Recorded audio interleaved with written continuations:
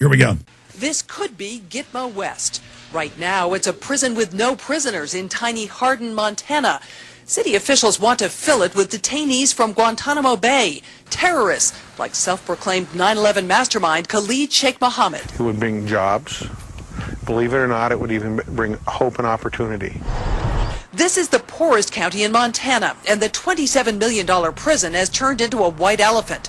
But not everyone wants detainees here. I would move out of Hardin. My son is in the military. He came back from Afghanistan. He says the people have no respect for any human life, even their own. They are some of the most dangerous people in the world, and some in the community worry that if they were here in this medium security prison, they would attract other radicals to the area, or even worse, escape. The person that wants to make it an issue, we'd be happy to lock them up and see how long it takes them to come out.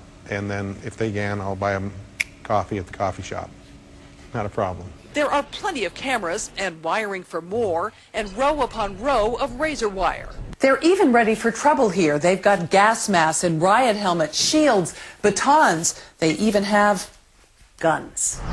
There's also open land around the prison that would make a getaway difficult. Because there are no prisoners, Glenn and Ray Perkins got laid off after moving to Hardin to take guard jobs. They've worked at maximum security prisons in Texas. Everything in this one's state-of-the-art. It's the most secure place I've ever worked in. Even more secure than those maximum security facilities? Absolutely, yeah. But they oppose moving detainees here, even though it might mean getting their jobs back. Bottom line, I just want the facility to open, but no, I don't really want Gitmo in my backyard. Montana's senators agree. I don't think they know what they're asking for when they're asking to take these prisoners on. But President Obama wants to close Guantanamo in January, and if that happens, the detainees will have to go somewhere. Coming into a community that really wants them is going to be a lot easier than going into one that doesn't. And this may be the only city in the country that's ready, willing, and able to take them. Gene Meserve, CNN, Hardin, Montana. All right, Michael Hollingsworth has done a really good journalistic job. We have a story posted up at Infowars.com. Hardin, Montana under siege is the headline. Now, what we know is this American police force is a foreign mercenary company. I've got local newscast with legislators at the state house saying, yeah, they won't say who they are, where the money came from. They've done weird court battles to overturn Montana law to get the $27 million facility. They announced they're going to bring in foreign troops to train there. I mean, we've got scores. I know it's more than 15 different newscasts we posted. CNN, Billings News, local news, saying everything that's basically in Michael Hollingsworth's article. I did read in the Billings Gazette and other newspapers in California, not just Montana, that this Billings Gazette writer has gone to work for them all of a sudden. Lots of bizarre stuff going on there. You've got this weird foreigner who runs it all going around. They've got foreign commanders who are on the news, and they say it's all secret, we're not telling you. But then we have earlier news till the people said no from April, where they said it was going to be Guantanamo West. We have CNN and local news, but as soon as the public said, first they made the public pay for this with a bomb proposal. And then it sat there empty for the last year and a half. It's a giant facility.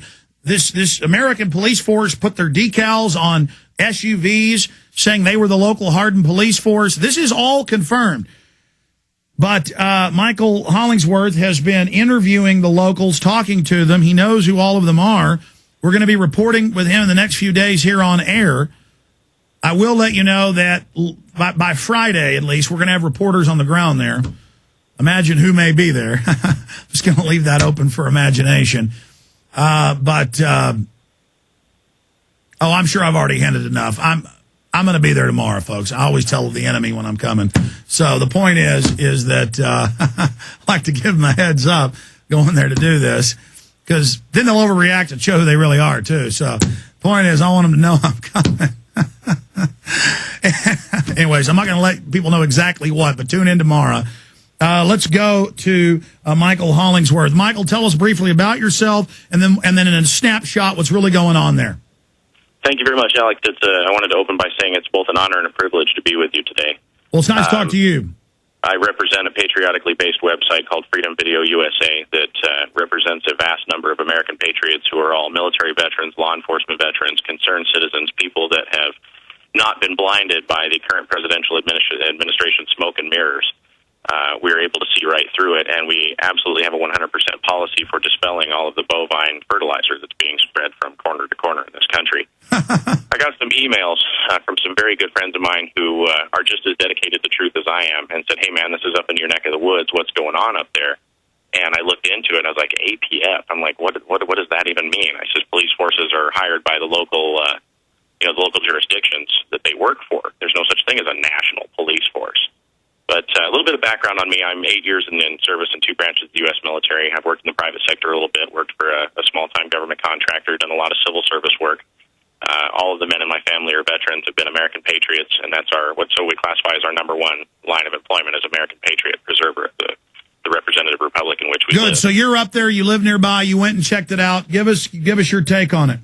Well, the bottom line started as I started off with an hour-and-a-half long conversation with a lady by the name of Becky Shea, who is a almost 20-year reporter with the Billings Gazette.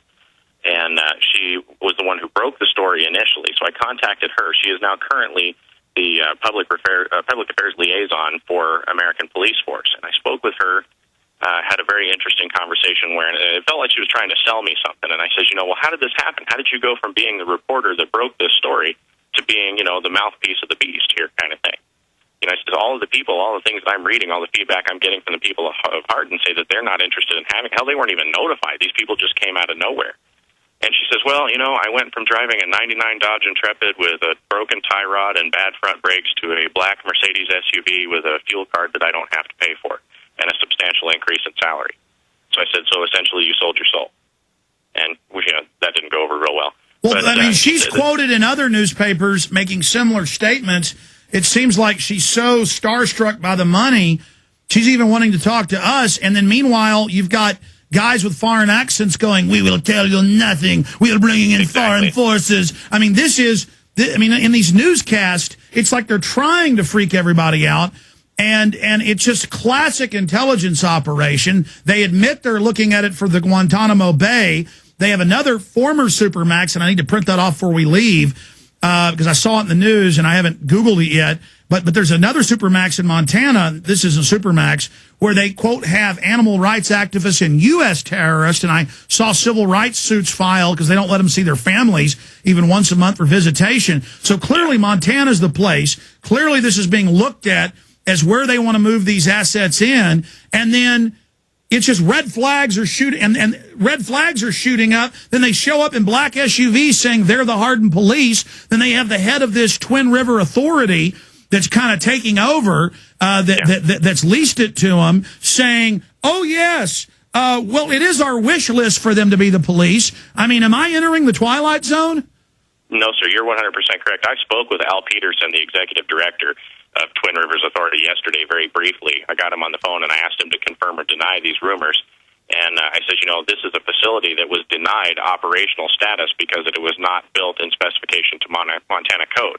In order to house prisoners legally in the state of Montana, you have to have X amount of square feet per prisoner in order for it to be considered humane incarceration. This facility did not meet those standards.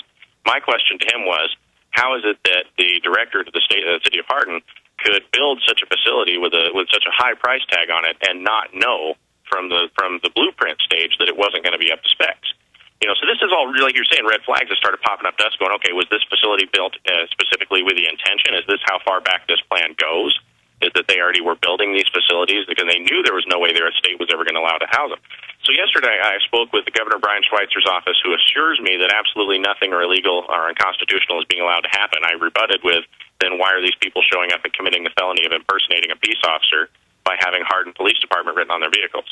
Well, sir, that's a private agency dealing with a private town, and that's not under the governor's authority, and it's really not something that we're at liberty to discuss, and we're not at liberty to discuss hypothetical situations. I says, sir, hypothetical situations, we have video of it. We have pictures. We have, Well, that was the thing. The California paper said